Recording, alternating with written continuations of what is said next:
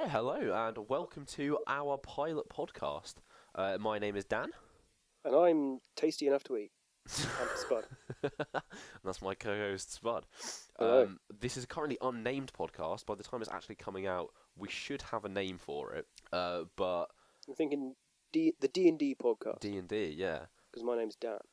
All those viewers we're going to get on this audio Isn't podcast. it? Yeah, no, that way we can trick all the 6-7 listeners into thinking it's a Dungeons & Dragons podcast, when in reality you're listening to two 20-year-old men get drunk and talk about kids' films. God, who doesn't want to do that? That is very true. That is very true. That's all you need in life. That's all I've ever wanted. So a quick introduction. My name is Dan. I'm 20 years old. I am a film student. I'm Spud. I'm also 20 years old. And I'm unemployed. Wait, I'm a bartender. Currently furloughed during this quarantine period as such. Fuck yeah. So the idea of this podcast, if you are a first-time listener, given that this is our first episode, It's very likely there will be. is that we watch a chosen film, usually a new film that's going to be coming out, and we drink a fair few beverages. So this episode, we've chosen to watch the fantastic 2020 movie Scoob. Absolute top notch. Brilliant. Spud, would you like to introduce our drink of choice for the episode? It was Jack Daniel Honey and Coke. Mm. Very standard, very standard. As Spud said, we've been drinking Jack and Coke this episode. We are marginally tipsy, but we, after a few audio issues, and I'm sure you can hear we still have a current few audio issues, we have finished watching Scoob, and it truly was something. Indeed it was. We were going to record this at about probably 9 in the evening. It's currently 1 in the morning. So, you do what you got to do. fuck yeah. Let's start off with, Spud, what's your history with Scooby-Doo? How much do you know about him? Everything. Everything. I've watched it all. I know it all. It's in my mind. You're friends with Fred in person, in fact. I am. I'm the one who told him to wear that cravat. That's all me, baby. Seriously though, what's your history with Scooby-Doo? I've been watching it since I was a kid. I had some of the films, and I'd rewatch them because that's all I had. I'd catch it always on TV. It's part of my childhood. I would say the same. I've been watching it for a good few years. I'm very well versed in the characters and the general concepts. So it is a very peculiar thing coming into this film, knowing about the franchise already.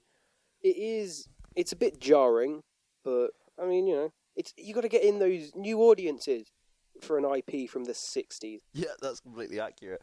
I mean, I wrote down in my little list of notes here, like my main point is, who is this film actually made for? Us.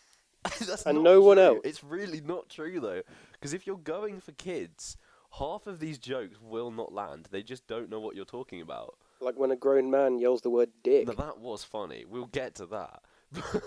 But genuinely, like, half of the references made in this are from Wacky Races. It's Wacky Races, a little bit of just old Hanna-Barbera, like, that's where the Blue Falcon comes from. Yep. Pivotal character, voiced by Mark Wahlberg. And I would say at this current point, we're keeping it spoiler-free. We're just saying what we've seen in the trailers and, like, the general story outline. Are we? I was going to introduce a spoiler section, so that way, fair enough, if people just want to listen to a general review of such. So what you're saying is there's going to be no spoilers in there? No spoilers in this current section. So we're not going to talk about the fact that Fred dies and becomes a zombie? We're not going to talk about that, not just yet, no. We're not going to talk about the sex scene between Daphne and Velma? That was my favourite scene of the entire film. Brilliant. There's I love actually that Fred a comic. tried to join in as well, and they just didn't let him. I mean, who would? That hair, man. Freddie Prinze Jr. I'd let Freddie Prinze Jr. I'm not letting... I'd let Freddie Prinze Jr. do anything. Not letting Zac Efron Fred do it. Actually, that joke about Fred turning into a zombie, that's from a comic book. I did not know that. It's fucking crazy. Is it like an Archie's comic book? I think it's either Archie's or Marvel. I'd look it up, but I'm lazy. Yeah, that makes sense. I'll check. But now, getting back to the point. Who is this film made for? Because half of the jokes are irrelevant to children, and even as us watching it, personally, I would say, it wasn't good. No, it was terrible. If it was made with us in mind, they would do more, but it wasn't great. Exactly. It's overall too kid-friendly, which makes it, obviously it's for kids, but then all the incredibly obscure references to both its own source material and other cartoons, it's just a little bit too obscure for anyone other than parents. Yeah, no, you are fully correct, which is why this film is generally just confusing. It seems like they were going for a fun for all the family. The kids will love it and the parents will laugh along. But it's not enough on either side. Yeah, So it just lands in this weird middle ground of it's a bit of a purgatory of like teenage. Yeah. It is also, I'm not gonna lie, the amount of references to weed in it were ridiculous. It is a little silly. And like, I appreciate it. It's funny. We all know that Shaggy's a stoner. That's just like a well-known joke, essentially. But it was so dumb. It's just The intro scene has Shaggy standing behind like a wavy board, psychedelic. listening to 60s music. It's the thing is though, it's set in the modern day. It is. Well, it's set in the future actually. Yeah, no, you're not wrong.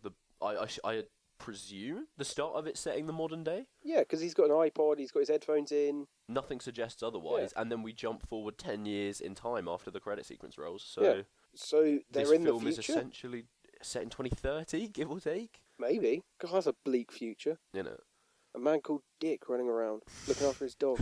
It's top notch. I'd be well up for a Wacky Races remake, but in real life. Okay, in all seriousness, this film is essentially Wacky Races the film. You are right. As you can see as it's shown from the trailers, Dick Dastardly is in the film. One can assume Muttley is in the film, and Falcon and Dino Mutt. my boy Dino Mutt are in the film. It's just the cast of Wacky Races, and there is a few other things we'll get onto later, but it's barely a Scooby-Doo film in my opinion. Yeah, they literally get just... It's basically they get abducted by aliens, taken to far-off star systems where they have no relevance. Exactly that. So I've got a few notes I made during the film. I tried to put together a quick plot from what I've been reading, and I've got correct me if I'm wrong. I've written, Scooby is a descendant of an Egyptian dog and is the key to get to hell and back. I think it was Alexander the Great's dog. Yeah. So, around the time... Yeah, so a Roman Egyptian dog. And Dick Dastardly wants to utilise this to steal gold. Yes, from hell. This is beyond any Scooby-Doo story I've ever heard. Like, it is a bit absurd. Not even the fact it's just weird. They've had weird stories before, but this is just... They went into a game once. The Cyber Chase one? Yeah, Cyber Chase. Fantastic. Absolutely beautiful. But this is manic. Mm. It's just so unrelated to anything. And there's no ghost. There's no real villain other than Dick Dastardly. There's no all this sci-fi. It's not real. It was just someone with light. No. They sum that up in like the first 10 minutes. They're like, oh, here are your ghosts and here are your typical Scooby-Doos. We're not doing that anymore. It's played far too straight-faced. It really is. It is, this is the villain. Why is he a villain? Because he's a bad guy. Why is he doing it? That is essentially it. The naming convention at the start. How Scooby-Doo is named as a character. Opinions. I mean, why? Why do we need to know that's his name? Why do we need to know that's where his name came from? It's just a little bit... We can just sort of assume that a young man finds a dog and is like, I'm going to call you Scooby-Doo. Oh, cool. Done. If you're calling it an origin, which is what it's trying to be, it is barely that. Scooby-Doo just comes out of a butcher shop. He literally does. He gets chased by a policeman, hides in a sandcastle, and then the most depressed 12-year-old child walks past. Yeah, that is honestly accurate. Scooby is literally rolling in his own meat. It is not good. And then Shaggy decides, as seen in the trailer again, spoiler free, to name the dog after a box of Scooby snacks that he has, which do not exist in our universe. Well, neither do talking dogs, to be fair. Neither do talking dogs, Nor which brings Dick us on to the Dastardly. fact no one addresses the fact that dogs talk. Yeah, it is a little bit... It's fair enough that Shaggy meets a dog and, oh my god, you can talk? That's cool. Doesn't think about it. But then they meet, Fred, Daphne, Velma, everyone else. At no point does someone point at it and go, oh, that dog's talking. Yeah, not a single Why time. is that dog talking? Same with Dino Mutt. No one questions it. Dino Mutt I would give a little bit of leeway to because he is a dynamic mutt. It's a cyborg dog. Indeed. Robo-dog. Indeed. But Scooby is just a mutt. He's just a dog. He's just like a stray dog. And they're just like, cool, you can talk, that's dope. Yeah. No one questions it whatsoever. Are there Not other the cop. talking... The cop that's chasing them doesn't question the talking dog. Are there other talking dogs in this universe? You'd have to assume so. I don't understand Is what it a this regular universe occurrence? It tries so hard to be our world and drops in a lovely few IKEA references and such. But it's so beyond the realms of our world that it doesn't make any sense. Speaking of real world, are we allowed to talk about the cameo? Is that a spoiler? I'd say we can move on.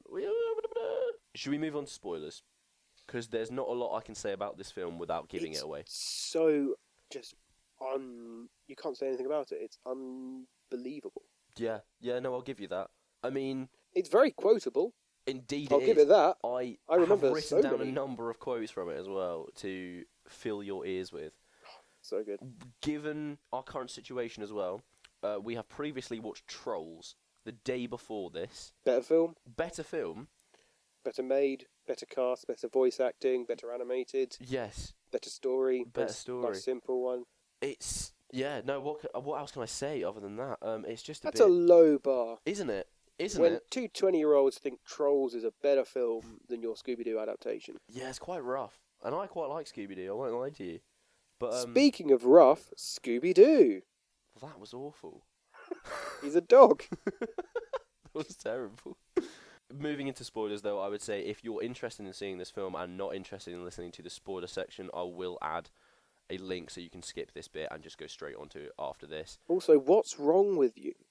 Why do you care about this film? That is a fair point, and I have to say wholeheartedly, do not pay for this film.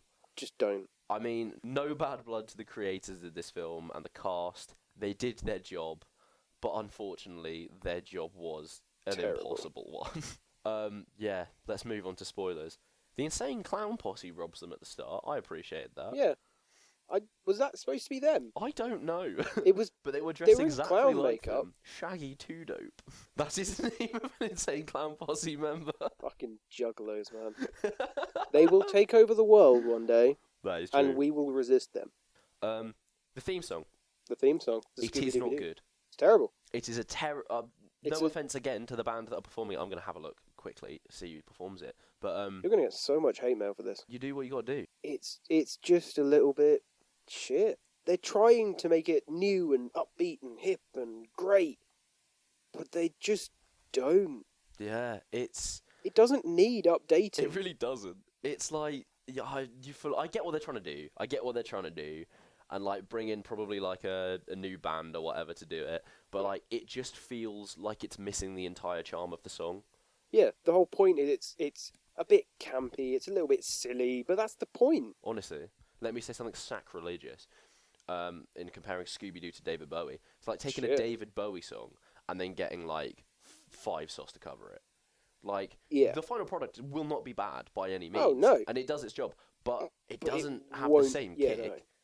So, I just looked it up quickly. It's by a band called Best Coast. Ooh. It looks like it's a rock duo. Oh, so it's a duo. That's interesting. Yeah, a male and female rock duo. I don't think they're bad. I fully might listen to them after this, to be fair. Just give them a little listen. A little bit of research. Because they probably make better songs than they do their Scooby-Doo cover. But hopefully. It's just, you can't cover a kid's theme song and expect it to work the same. It's just terrible. Which is ironic, given that the What's New Scooby-Doo one was an absolute banger. Oh, it's fucking brilliant. Simple Plan, man. They do Simple Plan did the original, didn't they? They should have got them back in. They really should. There's a lot they should have got back in. So, voice cast. They got Scooby's voice in. They did get Scooby's voice in, which I genuinely appreciated. That is literally it. Because I think that every single one of those characters has had a better voice actor at some point. I mean, obviously Shaggy, Matthew Lillard did it pretty damn well. Matthew Lillard is the iconic Scooby-Doo. I am upset for him that they didn't ask him to do this film. I know, because he would have been up for it. He loves it. So, as well as that, we've got Zac Efron, I believe, is playing Fred. Zac Efron as Fred. Yeah, we've got Jason Isaacs as Dick Dastardly, which is sick. Indeed. Bloody Lucius Malfoy coming back. We have Gina Rodriguez. Who are you looking? Gina Rodriguez as Velma. Yeah, that's cool. Jane the Virgin. Indeed. Amanda Seyfried as Daphne. Amanda Seyfried, yeah, that was good. Indeed. They all played their roles quite decently. Blue Falcon, Mark Wahlberg. Weirdly great. Bit of celebrity casting there for some reason, I guess. Ken Jeong as Dynamite. My favourite. He does his job well. Almost unclear that it was him, but it was so good. Yeah. It was genuinely so funny. And Kirstie Clemens as Dee Dee Sykes. That's the girl from Dope, I believe. Probably. She was, although her character was unbelievably underutilized, perfectly fine. Yeah, she was there. She spoke pretty well. Yeah, pretty much. As someone who is not a voice actor, clearly, she did pretty well. And it's like, Will Forte voices Shaggy in this one, Hmm. and full credit to Will Forte, does a fantastic job, but it's not quite there. It's just not. It sounds It's like not what I someone's. know. It sounds like someone's heard of Shaggy's voice and was like, "Oh, I'll try and do that," but just doesn't quite understand it. It is so telling when two 20-year-olds are talking about children's film, and we don't like the voice acting because it's not the one that we knew.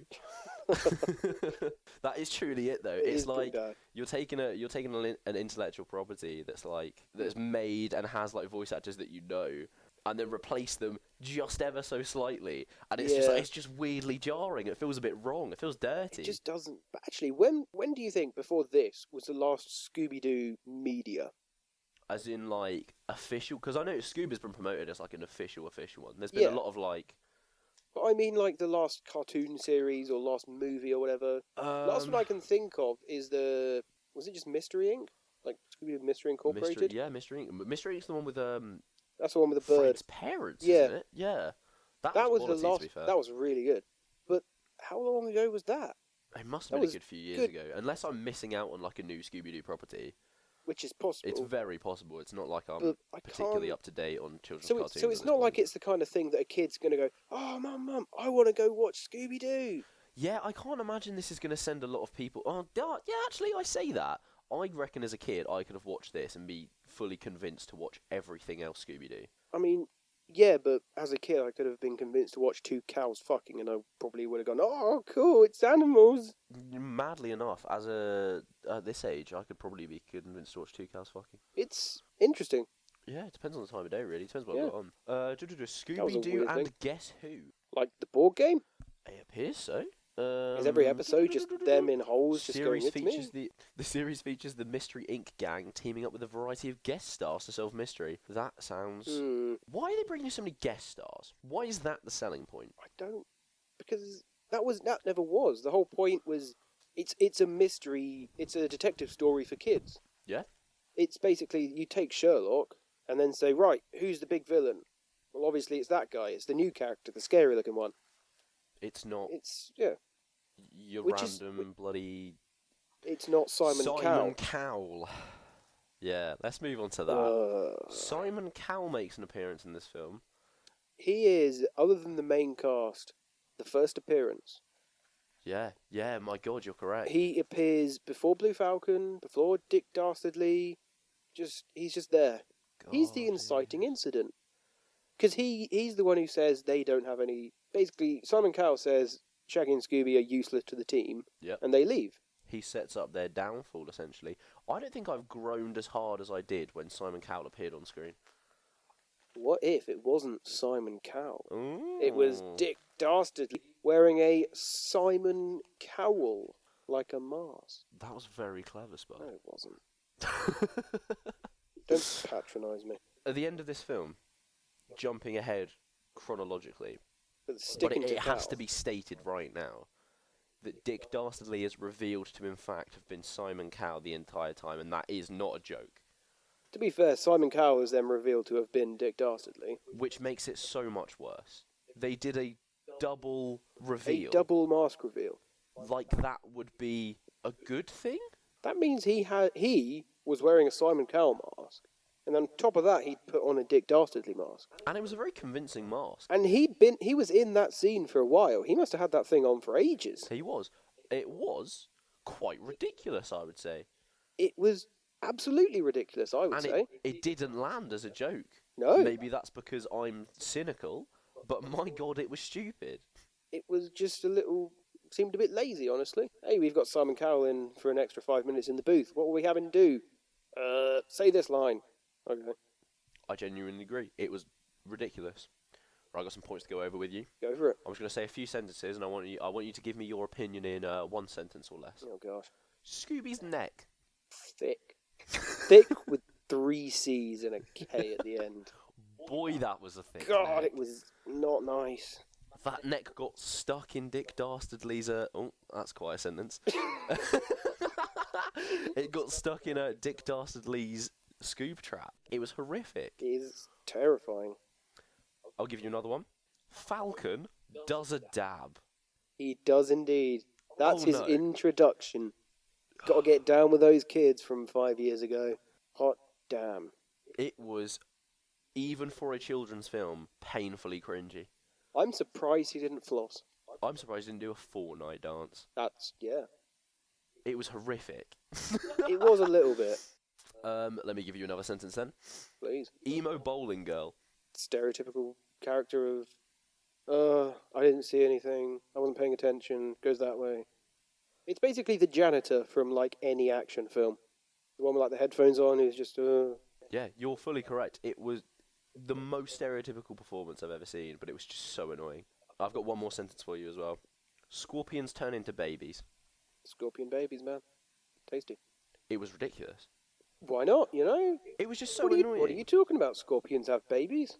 So to give context, Scooby and Shaggy are at a bowling alley. Indeed they are. They're bowling away their feelings. They are indeed, and they notice the bowling pins seem to have eyes. Well, one of them does. Yeah.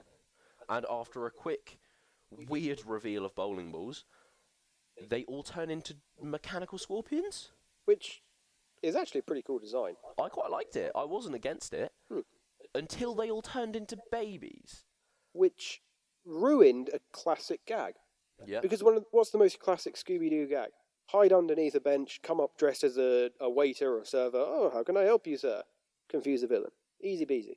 Yeah, it's quality. But then they turned into babies. And it was just so And they spent, like, weird. most of the movie as babies. I fully did not understand that. And And I then- assume Dick Dastardly built them. I mean, obviously. And then he takes one of the babies, pulls it off, and then teaches it how to suck. Which Yes, is you are very out of correct. context, but it happens. They gave it a name, didn't they? I can't remember. I wasn't Hoover? called Vacuum. It was such a almost rude joke to make. Yeah. Like, the weird connotations it had with it were so strange, but it ended up being potentially the cutest character of the entire film. It was. We had some other people viewing with us, and one of them said that it was the cutest thing she'd ever seen, and that she wanted one. A vacuum A vacuum that robot's looked baby. like a baby. And I can't disagree, annoyingly. Yeah, it was brilliant. Ended up saving the day. It did. It was fantastic, and is now, as we see at the end, the end of the film, It's working at a mystery store. mystery store. Yeah, Do they mystery sell ink store. mysteries? I couldn't tell you. Are they like a It's very detective unclear. agency? I'm going to assume that one, but the fact they've got a vacuum cleaner working for them blows my mind. Because it's a vacuum cleaner, nice. I know that wasn't on purpose, but just pretend, alright? So, following on from the baby scorpion interaction, our two heroes, Shaggy and Scooby, our lovely boys, are Abducted by aliens. literally abducted by aliens. This is the point of the film where I say I was just lost. You were very lost. They'd thrown in the celebrity cameos, they'd thrown in the little monsters, and I was like, cool, they're very Scooby-Doo-esque, Yeah. but a bit off. It just went so universe expanding immediately, and it just, like, almost took away the whole Scooby-Doo factor, that it was just like, alright, fair enough, carry on. It took me like, they explained it. After they get abducted, they are abducted by the Blue Falcon and Dynamite. And they meet everyone. And Dee Dee. And Dee Dee. And in that scene, they explain what's going on and what the story. I didn't understand a word of it. Neither I did I. only put it together half an hour later. And that fully could have been because we were drunk. Very likely. But it wasn't clear to me, and I don't think it would be entirely that clear to a child either. Well, it's not a clear story. It's It really fucking ludicrous. It is so stupid. So, what are they trying to do, Daniel? So I believe there are 3 skulls, Dinosaur skulls. dinosaur skulls, that they're trying to stop Dick Dastardly from collecting, Yep. despite the fact he already has one. And we find out later in the film that he has made a portal to hell, put Muttley, his poor dog, in it, and Muttley can't get back. So he wants to open another portal to hell and use Scooby, who is the key somehow. He is descended from an ancient dog As who was you the are. original key. The dumbest reveal of any film. But my question is, why don't you just build the same machine that you used originally? It is a very good question. Also, how does anyone wake up in the morning and go, what are we going to do? Well, I've been thinking of building a portal to hell. Why? Oh, there might be gold in there. I think he was bored of his wacky races, unfortunately. He never won one of those. But no, he did. He won one. That's quite sad. But he was disqualified because the end of his car crossed the line before he did, which happens the exact same thing in another episode, and the other guy doesn't get disqualified. That's a bit biased. It is a little bit. I think Dick Dastardly is the hero of this, really. He's got the fastest car. Indeed, because he does. he's always ahead of everyone. He does beat his dog, though. A little bit. I don't know that we can excuse that.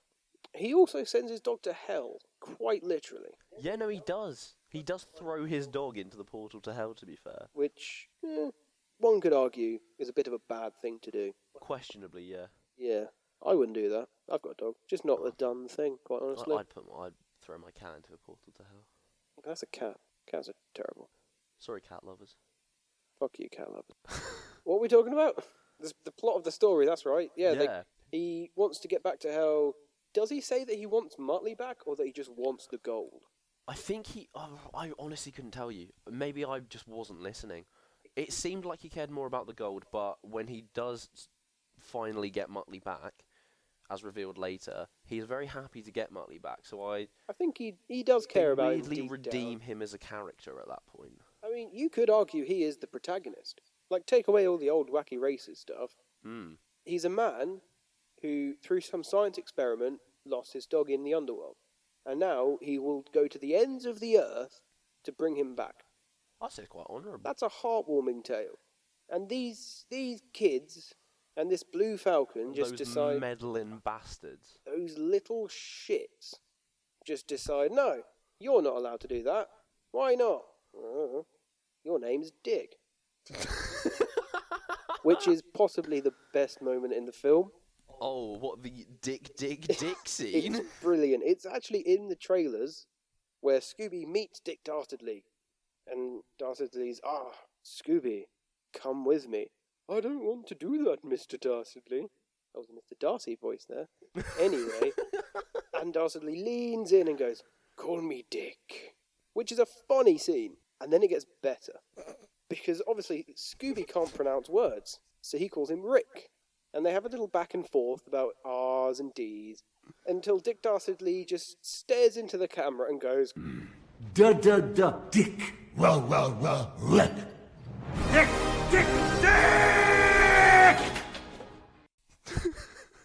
Which is, out of context, the funniest thing I've ever seen. For a film that wasn't entirely good, that scene made me laugh out loud for so long. Hello everyone, Dan here. Post-recording, while editing this, I've realised that the second half of the podcast that we recorded, you can't actually hear Spud in it, and there is a massive echo. So instead of leaving it in, I've decided to cut that section out. So instead, I'm going to leave you with an anecdote just about us talking about a Scooby-Doo comic. If you do wish to, you can follow us at DNDND Podcast on Instagram, and hopefully we should have another podcast up next week where we will in fact be covering Artemis Fowl on Disney+.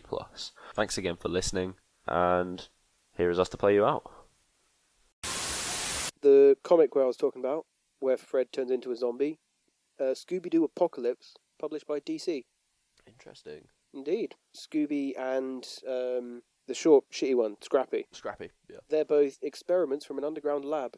Shaggy was a handler, Velma was a scientist, and Daphne was a reporter. That is an interesting take. Yeah, and Fred was a cameraman, and then he dies. I would say that's a better take than this film. Oh, I'd love to see it animated.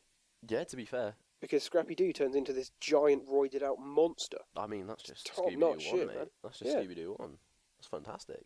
Much better film than this. 100% weirdly. Freddie Prinze Jr. in a cravat. I love Freddie Prinze Jr. Best.